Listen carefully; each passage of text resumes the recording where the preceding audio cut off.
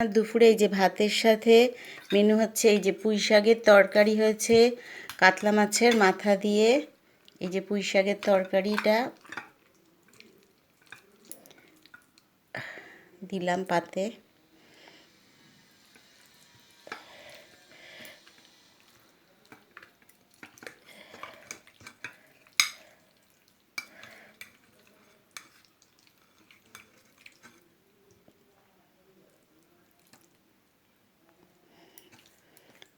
এই যে পুঁই শাকের তরকারি,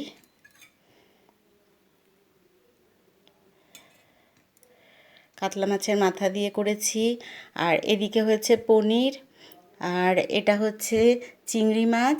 চিংড়ি মাছ জিরে দিয়ে আলু দিয়ে ঝোল করেছি, ঝাল করেছি। এটাও তাই।